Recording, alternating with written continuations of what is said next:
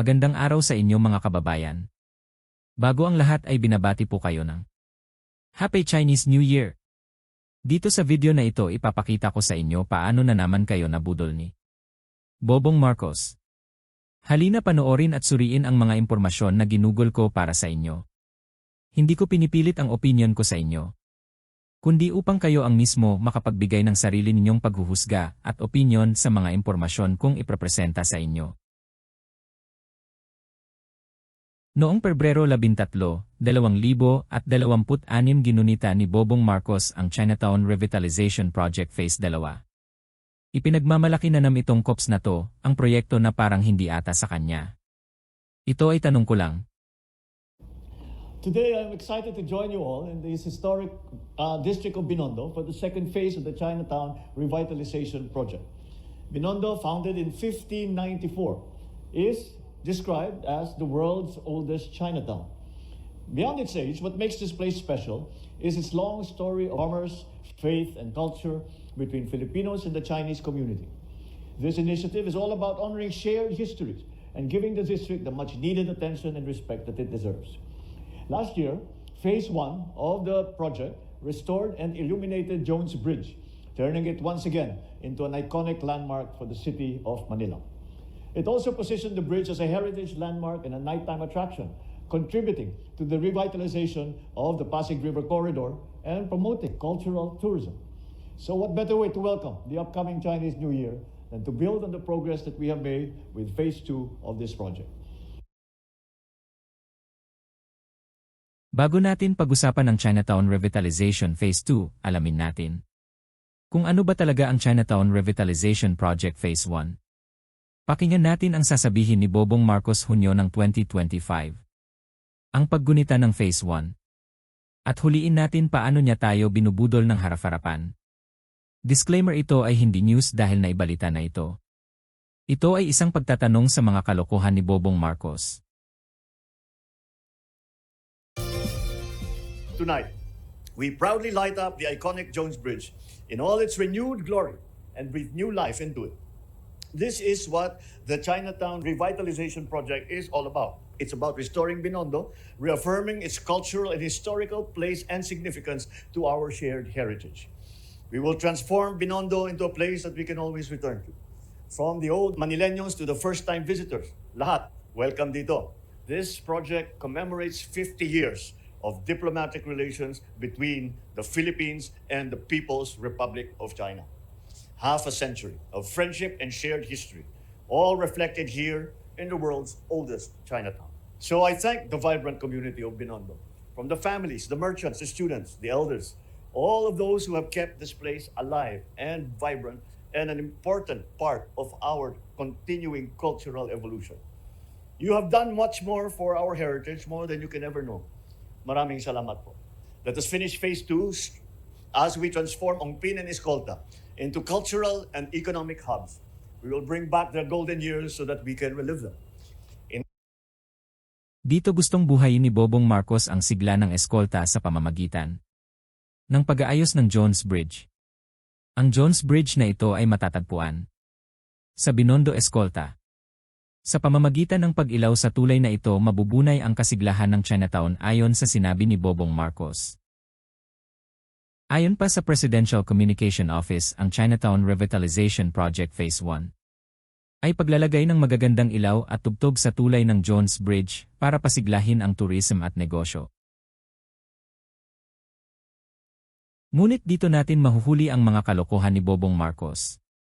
Disclaimer. Uli, ito ay isang pagtatanong lamang. Sa panahon ni Digong inayos na po ang Jones Bridge. Ito ay inasikaso na ni Mayor Isko Moreno noong unang termino niya noong 2019. Pinaganda na po sa tulong ni Mayor Isko Moreno noong kasasagan ng paglinis ng estero ng Ongpin, Manila Bay, ang pagtatayo ng China Binondo to Intramuros Bridge noong presidente pa si Digong. Ito po ang nakalap kong mga iba't ibang videos sa iba't ibang vloggers na magpapatunay na sa panahon ni Digong inayos ang Jones Bridge at hindi sa panahon ni Bobong Marcos.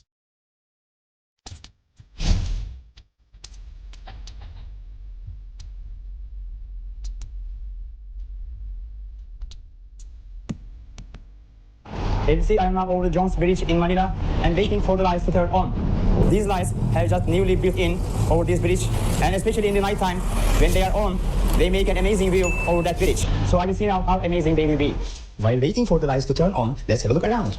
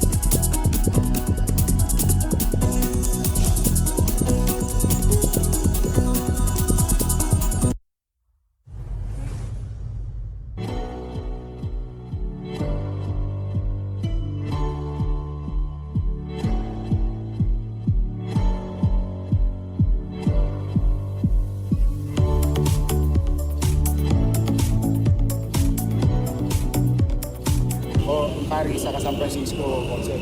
Golden Bridge, yung bakal.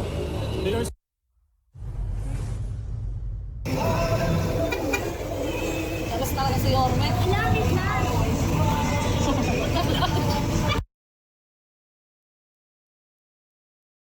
Pwede po kayong makahanap ng iba't ibang videos sa mga iba't ibang vloggers na noong 2019 inayos, pininturahan, inilawan at iba't ibang klaseng pag-aayos ang ginawa sa Jones Bridge. Pasensya, wala na po akong oras para ilagay pa dito sa video na ito at wala din income din dito sa YouTube para isama pa ang iba't iba pang channel na nag-vlog sa Jones Bridge repair noong 2019. Credit goes to you Digong, Isko at mga private sectors na nag-ambag-ambag sa pagpapasigla ng Chinatown. Kudos sa inyong lahat. Si Bobong Marcos ay nakikiride lang sa matagumpay na proyekto sa nakalipas na administrasyon. Ang ginawa ni Bongbong Marcos ay maintenance job din at hindi po yan project. Nagdagdag, palit ng bumbilya, lagay ng speaker at retoke sa pintura. Hindi po yan project kundi isang maintenance na trabaho lang. Nag-celebrate si Bobong Marcos para ipalabas na project niya ito. Style mo nabubukin na. Kitang-kita sa mga videos 2019 pa inaayos na ang Jones Bridges.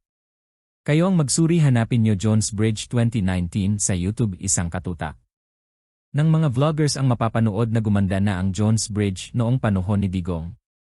Disclaimer, hindi ito news, isa lang itong pagtatanong sa mga kalokohan ni Bobong Marcos. Bobong Marcos, yun face dalawa mo. Budol yan. Wala talaga akong tiwala sa presidenteng credit grabber. Halatang halata walang sariling proyekto at nang-aagaw lang sa tagumpay ng iba. Hindi mo ako maloloko. Again, this is a question. Abot ka dito sa huling bahagi ng aking video.